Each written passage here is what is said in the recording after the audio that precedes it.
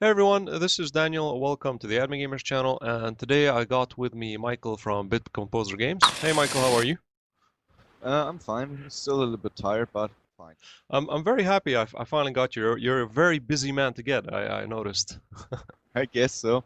Yeah, it's depends on the day. Sometimes I've got a lot of work, and sometimes I've just got some work, but still enough to cover me all the day. I see. So how's it down there in Bit Composer Games then? Um, yeah, well, pretty much busy all the time, everybody. Yeah. Um, Michael, I would want to ask you a few questions, of course. I'd want to see how do you see the Jagged Alliance franchise in the near future? How would you see this progressing? Well, I think I already said in the forums that I don't think that the franchise is gone or dead. With Back in Action, we brought it actually back. So, Back in Action. Yeah. Uh, I think it has a great future, although I cannot really talk about what we plan to do with the franchise, if there is some after Jagged Alliance Back in Action or something else. It's pretty hard to tell right now, but I don't think Back in Action is the last installment in the series. Okay, so you would presume maybe there might be some other installment, or maybe not. Yes, I would presume that. I see, I see. But that's my personal opinion right now. Okay, okay. And would you consider the community's input to be factored in when it like affects in how the actual game evolves in currently in back in action? This is a really hard question. In the end, it's of course, the input of the community is important to us. On the other side, you always have to see if the feedback is usable. You know, there always are people who ask different things which they want to see integrated in games and Yeah. all this stuff. In the end, you really have to look at the numbers, if it is possible with the money available, or if it is possible technically, and all these things. So you really have to evaluate um, if it's worth to put the amount of work in what people want. I see. Uh, S- yeah, So, for example, now I know on the forums, Scope actually is running the official wish list. Let's yeah. say, for example, when you look at the huge wish list, obviously it's not possible to make it all. What is like the main, you can say, problem you bump into why some of those points can't become reality? Well, many of these points are do exclude each other. So things. That's what already said before. It's there are so many people who want so many things, and there always do things collide. Plus, of course, the list, as you already said, is really, really huge. So you have to be careful when you look at the list Yeah. and to decide what you can realize and what you can't realize. But like, what's the main problem that you run into that you can't realize? Like, what's the main issue? Is it the issue of time, or is it the issue of money and these points, or is it just the issue that the actual game can't support such functions?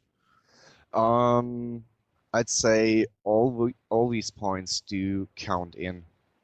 It's not possible to say if it's time or money or the technical thing. It's just all the things together, which result in the fact that you always have to check back if it is possible or not. I see, I see. And you have recently announced also that you're going to be releasing a new DLC. It's called Shades of Red, if I'm not mistaken. Yep, Shades of Red is a DLC, is an upcoming DLC. It's a It's paid not. DLC, of course. It's going to be a paid DLC. Yes, it will be a paid DLC. Um, It's not like the pre-order DLCs, which have been released to the public with the start of Jagged Alliance Back in Action. So I actually would consider this as the really as the real first DLC for the game. I see. And can you hint out like will it actually continue the storyline with Adriana, or it's more of a increasing gameplay of content? Let's say it has nothing to do with Arulco. I think I can say that already. Oh, so Oh, we can expect maybe a new map.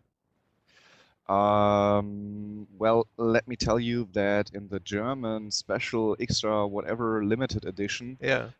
there was a book called, if you translate it to English, Shades of Red. So So this so that's could like a be big hint. Okay. Yeah, I Okay. think so. Very interesting. And the book obviously is in German only. Do you have like an English version? There's no English version yet. Yeah. This is due to partnerships with our publishing partners, and I don't think they were interested in the book or in the limited edition. But that's the thing that's not on my desk, so Yeah. it's not my work to know about these things. So then what I'd have to say now is for all you people out there that read German and have the book, you have to say what exactly it is about, the Shades of Red then. It'll be very interesting to see what it is about.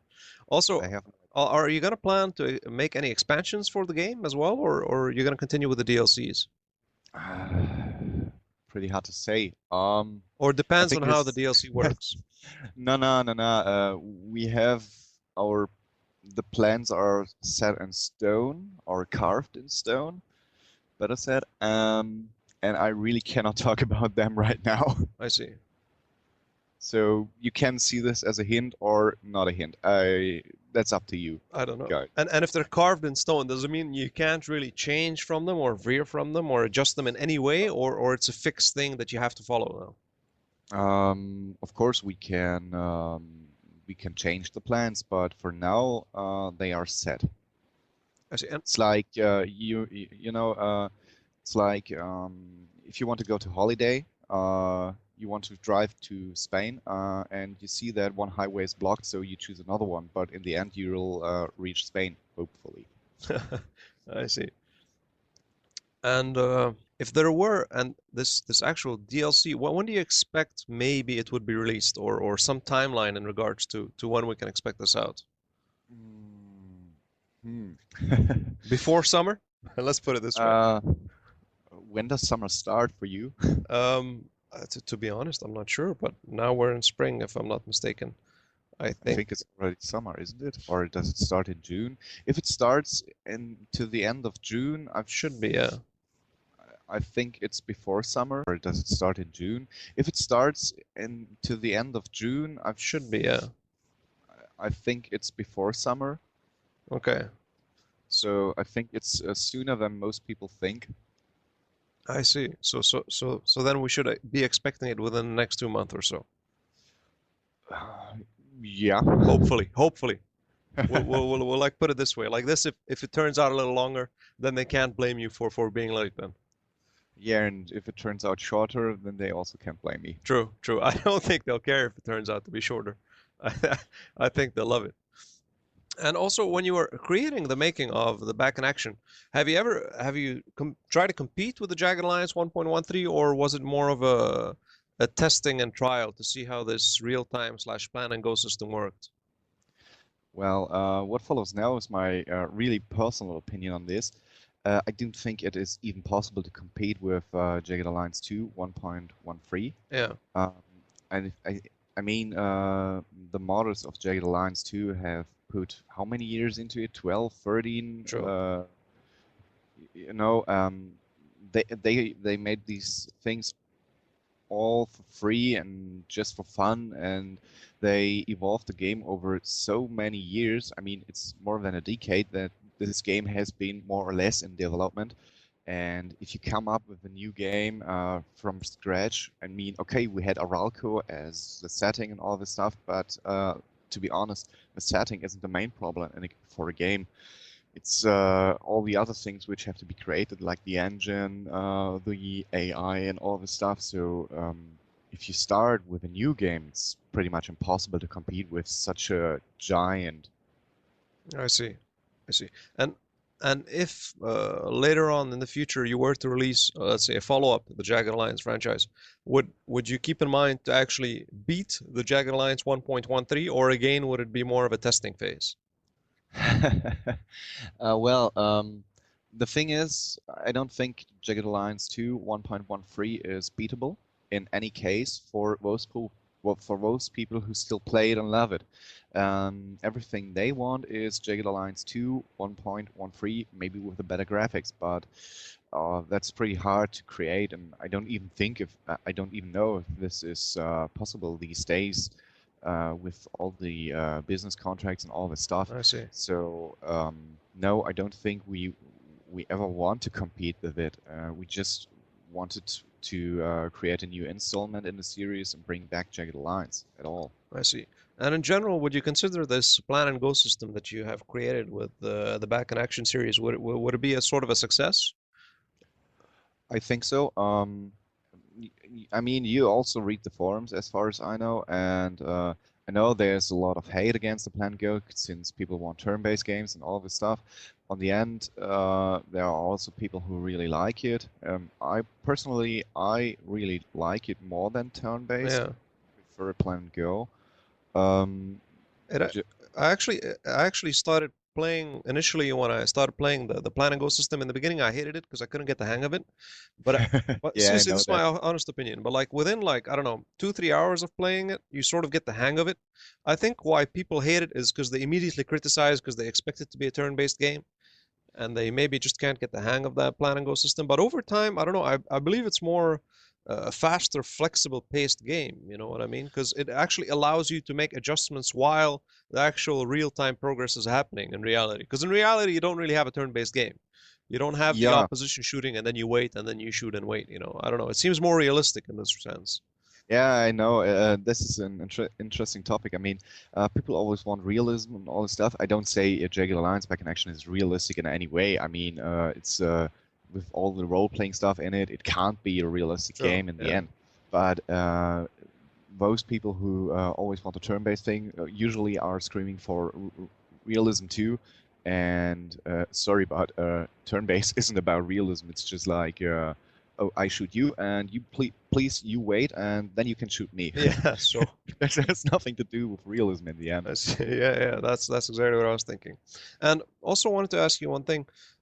When the game was released initially, it was released, Yep. I don't know, it seemed to have been released very prematurely with a lot of bugs. And I'm sure you've been criticized a lot, and a lot of people didn't like it, and the reviews went down the drain. And why was it released so quickly? Or it wasn't seen by Bit Composer Games that it was released in such a premature level, or you just wanted to throw it out there and see what was wrong with it? Well, I still wouldn't say it has been released too early or so. The actual plan was to release it back in August, but this didn't work. So we gave the developer 4 months extra time. You have to see there are always contracts and all these things which bind you to release games. In the end, I still think that the game which was put into the stores still is a great game, and of course it had its bugs, and its mistakes, Yeah. but I think the majority haven't fixed though. I believe like it's been great. The actual feedback and the continuous patches that have been coming out. It's been really the quite thing is, yeah. many of these bugs weren't really known until the game was released. We had an extensive testing phase, so it went through testing more than one time and all these things. But the thing is, with a game like Jagged Alliance Back in Action, which is so complex, people are really playing it very differently. I mean, when I read the forums, there are all these guys who bring back the whole equipment to the airport and all this stuff. And I mean, I myself, I just run through the game, which is maybe related to the fact that I have not that much time in the end. But you cannot cover all play styles and all these things when you release a game, because that's nearly impossible, because everyone with a more or less free open world will play it somehow differently and then find different bugs. So it's pretty much impossible to release a game without bugs with such a complex system in the background. I see. And talking about the bugs, I presume sometime this week there should be another hotfix coming out that fixes again a bunch of other bugs. Yep, that's true. We still hope to get it released this week. We are not sure if it will work this week, but we're still working on the hotfix. Let's say it like that. Okay. And how many sort of points are going to be fixed in the hotfix? Like in general, if you take the list, how many points would the hotfix like cover? I don't know, around 10 to 15 bugs or 10 to 15 points should be covered in the hotfix.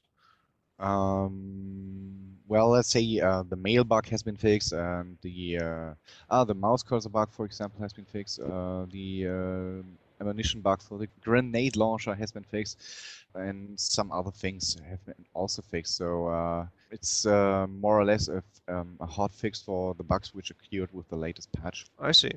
So that's really good news. So hopefully by this week, if not, then probably by next week for sure, no? Yes, I would say so. Great, great.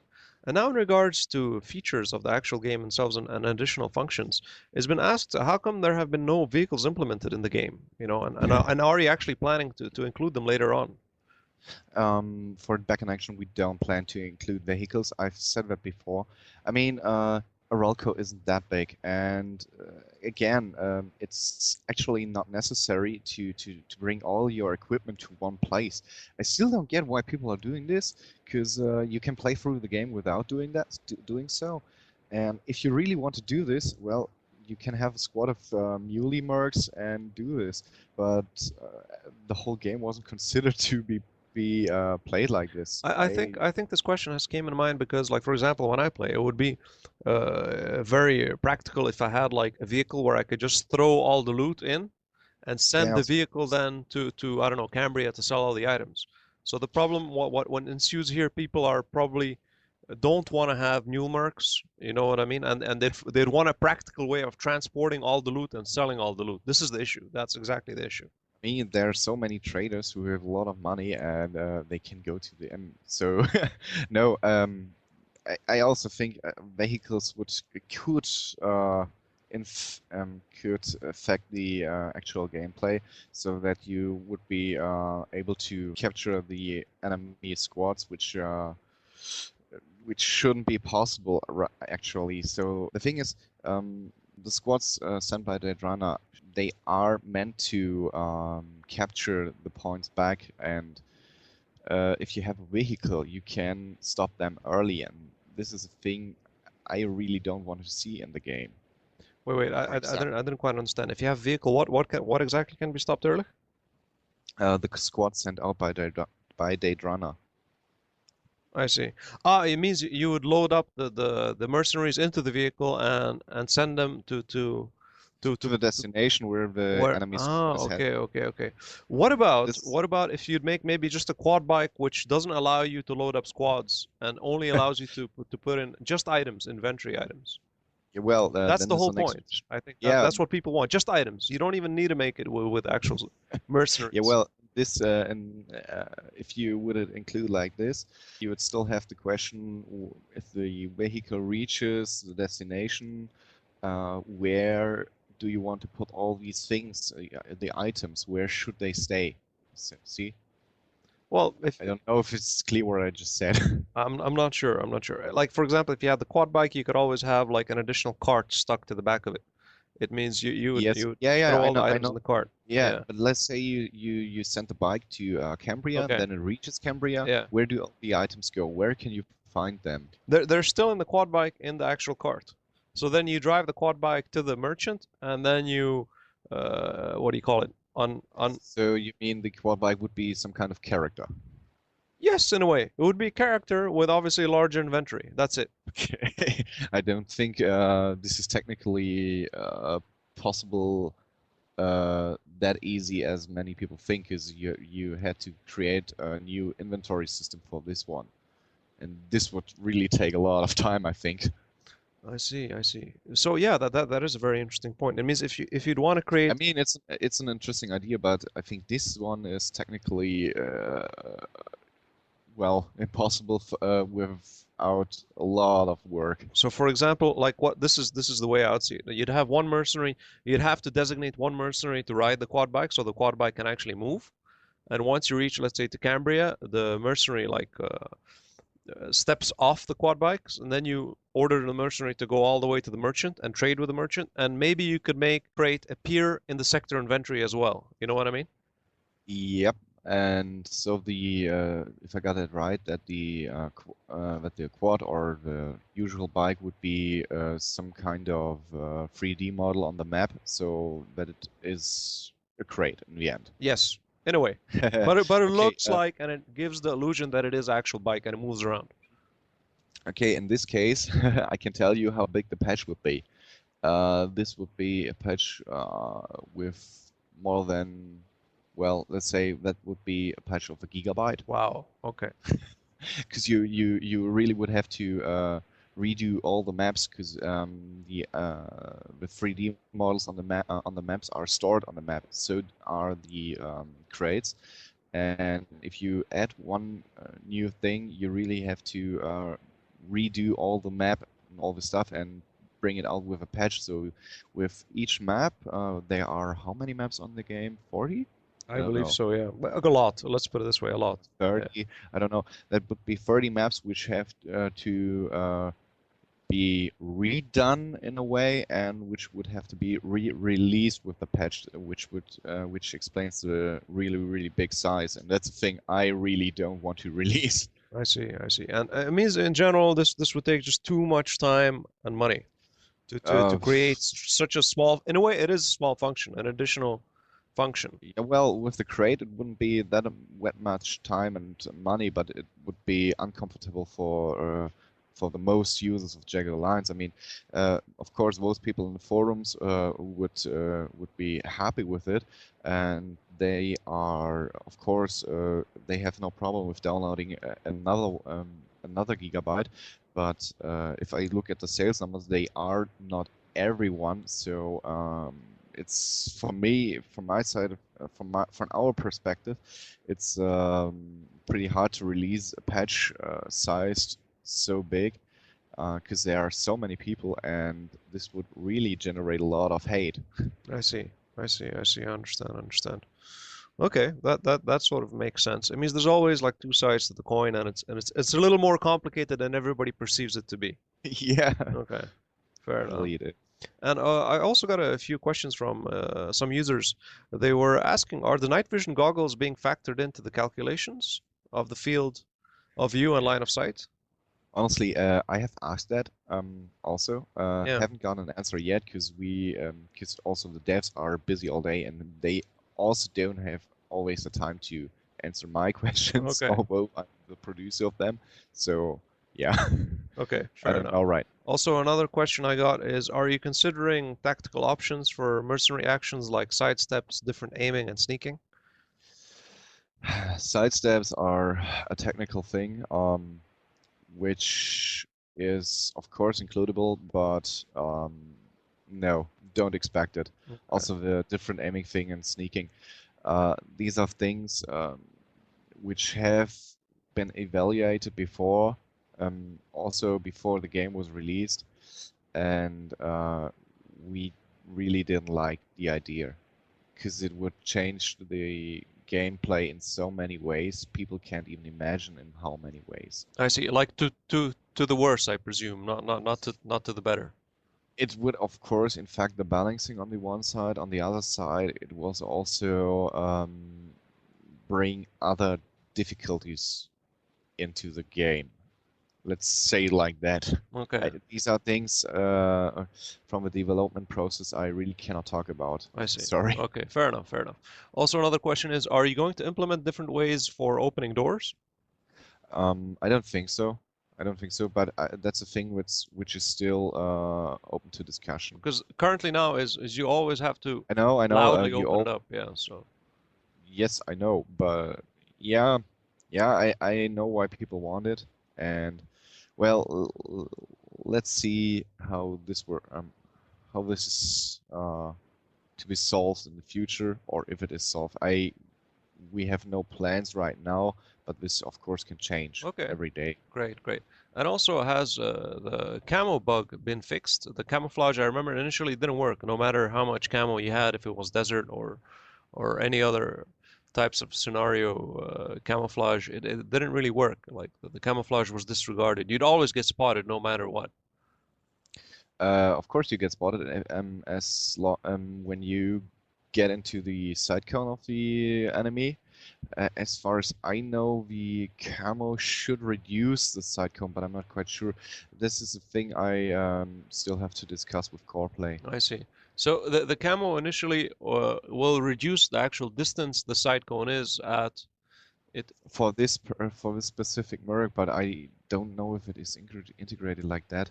I really have to look this up again. Because a few years again, you know, they've been saying that it doesn't really work at all, and so it would be quite interesting to see how it works out.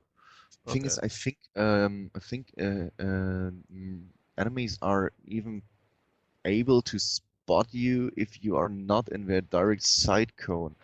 Camouflage does reduce the possibility to get spotted or to get noticed when you come from behind and all these things. But I really have to ask that. Okay, fair enough, fair enough. Also, another question is, are you planning to make it possible for users to be able to create their own mercenaries? No, we're not. I explained this with the age ratings, and I also said with the balancing, and there are still, I mean, the age rating is one of the most important things on the list, why it is not possible for us. There are also some other points on the list which make this impossible for us right now. I see, I see. So no, it won't be a DLC in the end. I mean, this would be possible with the age rating, but there are still some other points which do not allow us to make a Custom personal. mercenaries. Yeah. So it's more of a, you can say, a political issue in a way. Not only political, but there are several reasons why we can't do this. We'd love to do, but it's not possible. It's too much. It's too much of a headache to actually get it done then, if it would be possible. Uh, who? I see. Yeah, well, these are things I really cannot talk about. Honestly, it's impossible to mention all the reasons why this has been cut and why this won't be a feature in the future for Back in Action. Okay. And would you be then adding more mercenaries to the actual roster, or it'll still be the same then? Or are you thinking about it, or do you believe it's enough? This is the thing. You asked me earlier if how I see the future of Jagged Yeah. Alliance, or if we are going for more DLCs or maybe an expansion. Yeah. Well, But I could, this question I'm more interested in actually the mercenaries side. Are you gonna add more to them, or you no, want no, or you want no. to stick to the same answer in DLCs in general now? I'd say that we wouldn't release additional mercenaries with the DLC. Okay. But as I already said, I think that Back in Action hasn't been the last installment in the series. Let's say like that. Okay. Fair enough. Fair enough. One more thing I'd want to actually ask personally is when the patch was released, the one Yep. thing I noticed, a lot of people, the 1.13 was great. It gave a lot of things that the people wanted, but the one thing that people now are complaining about, you know, you could add me in there, it's sort of still uncomfortable. The fact of arming the militia, is there no way you can centralize that as well instead of running around? This is a very annoying thing because let's say you have a big map and you have like, I don't know, to 20 militia and you have to always run across the map and it takes like 10 minutes just to arm them. Is there any way you can centralize it like the sector inventory where I can open up all the militia and just drag and drop the weapons to them? Technically, it's possible. Of course, I think, but this would again change the whole game code, and this would, in the end, really, again, result in a lot of new bugs, and which would have to be fixed and all these things. It's pretty hard to integrate it like the way you've just explained it. Yeah. The way it is now, you speak to them, and then you have the sector inventory open and can shift over the weapons, like with the NPC traders. I think this is the best possible solution, which was technically integratable. I see. I see. So technically, due to technical reasons, you can't really make a complete view of the actual militants. Complete rework of this would Again, be a big patch. Again, take a lot of time. I see. Yeah, it could be implemented via a patch. It should have been considered earlier in development to make it possible at all. Well, okay, it's good to know. Now, in regards to the Jagged Alliance, if since you keep saying that there might be future or there are future plans, now the question is, would you go back to the turn-based or would you keep it as plan and go system? Well, let's say for turn-based, never say never. I also already said that I personally would be interested in a mobile version of Jagged Alliance, turn-based, like say for the iPad. I've seen a lot of turn-based games there. So for turn-based, never say never. For the Plan and Go, I don't know if there is some kind of Jagged Alliance free in the future, if it will use Plan and Go, or maybe if it will be a complete different system. I mean, it could also be turn-based. It could be more like Fallout with squads or all these things. That's still up to discussion. I see. Okay. So it's still an open I, table in regards to how the future of Jagged Alliance will continue. Yeah, well, there's also Wasteland now coming up. This is turn-based, and let's see how if they succeed, how they succeed. Um, there's always a possibility of a turn-based Jagged Alliance, of course. Why not? Okay, fair enough. And also, how long do you plan to support the Back in Action series? Since the patch 1.13 sort of gave a lot of the demanded features by the users, and there will always be something new that people will want. So, how long do you see the continuation and the support and the patches coming for this Back in Action series? Hard to guess. I don't know for the patches right now. This hasn't been discussed yet. It's There's always a possibility that there will be another big patch, but well, let's see. I think we already integrated so many things. We really often didn't want to be in the game or all these things. It's We included things uh, from which we thought they wouldn't be good for the game. Uh, we did a lot of after release support by now. I don't know how this will continue, but I think the Back in Action series, or how, yeah, well, you call it series, isn't over yet. Isn't over yet.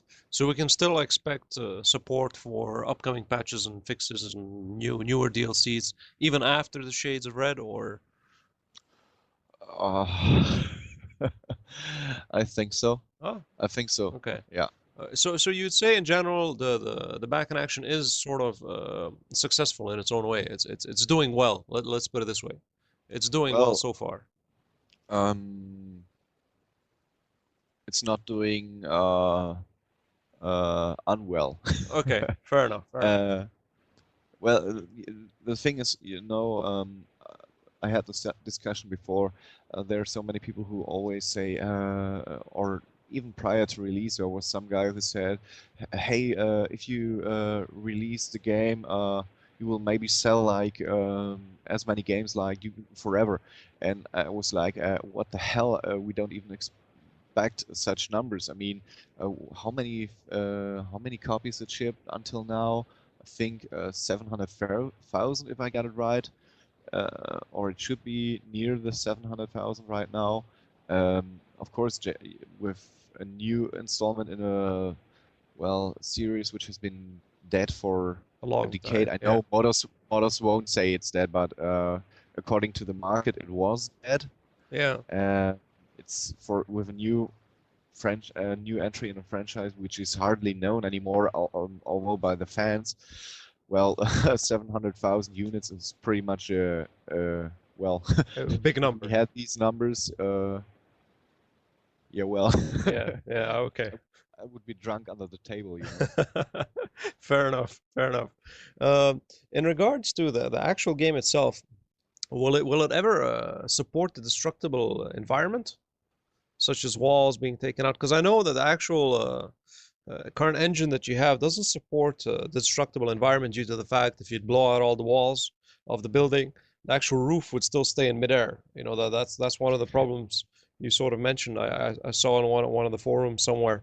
So the actual engine itself can't like it could support maybe to a point, but are you actually planning to try to push the engine to the maximum? It means maybe making the four columns or the four corners of the building undestructible and the rest of the walls destructible, just so the user doesn't reach to the point where he blows up the whole building and just has the roof in the air. You know? No, we really do not won't integrate destructible terrain in this game. This would be a complete rework of the whole engine. I mean, of the whole. That's like, well, we could build this with core play from scratch. I see. Like, hey guys, create a new engine, please. Make it destructible and all the things, and let's talk back in a year or two. I see. I see. And obviously, I would assume that items or buildings catching fire in regards to this also won't be possible as Well, this is a physics thing, and a real physics engine hasn't been integrated in this system, so no. okay, fair enough, fair enough. Hopefully, maybe we can leave all these nice things for the future installment, right? Yeah, well, you never know. True, true.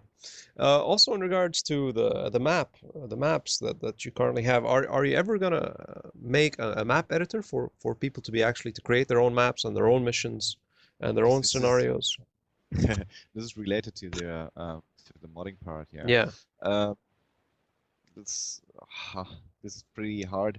I mean, the thing is, uh, the maps aren't created um, with an easy to use level editor. I mean, all the buildings you see are let, let me explain. There are so many buildings in, let's say, Meduna. Each building is created on its own. It's like you don't have a building as a 3D model, but you put block on block on block on block, and Wow. Okay. so it's pretty hard to Man, I see. I see. I see. build up such a high detailed map, and it's not very comfortable in the end. Okay. And this also affects in licensing problems because as far as I know right now, the map editor, which it does exist, is also linked to several 3D model programs, and that's the reason why we won't be able to release it, because otherwise we would have need a license for The other applications that it's using as well. all the other applications as well. And believe me, we would have to release it as a commercial download, and I don't think you want to pay several thousand euros just for a map editor. No, no, God no, God no, God no. I was actually thinking maybe you would create officially like an actual map editor with its own engine and own workings with actual building Yeah, blocks well, like the current games have, like so several games out there they already have a sort of package, you know. well, the thing is also CorePlay is using its own engine, Yeah. and with the engine is used for other games as well. They develop, for example, Iron Assault, which is an arcade title for PC, Xbox 360, and PS3, and it uses the same engine in the end. And since the engine is based upon a cluster server system, every change you make also affects all the other games and all these things. And that way, if we would release, or if CorePlay would release with us allowing them to release it, if we would release the map editor and all these things, you would also have access to all the other games, which is a thing we really do not want. I see. I see. So unfortunately, the actual The system engine is all integrated with other games as well that currently uses and other applications. So Yeah, yeah, and you could also, yeah, in the end, it's like that. okay, okay, fair enough. But I don't know if it was a clear explanation, or if everyone can understand this. What I just said, I tried to explain it very easy. It's far more complicated, but that's the easiest way I can I see. explain this. So I could presume that most probably you won't be releasing any actually modding tools because the fact any tool that you release will sort of still be taking some parts of other. Yeah, it would also affect games for which we don't own the rights, for which on for games, we do own the rights and all these things, and this is a pretty critical topic for us. I see. So, For this game, I don't think there will be any modding tools in the future. and what would need to happen for this to actually be possible? What do you think? If like I don't know, this all the circumstances came correctly, perfectly right, what do you Well, think would need to happen for this to actually be achievable? I think you'd have to create a completely separate engine and then create a completely separate entity of programs that just deals with the modding community itself. Then no. yeah, this would be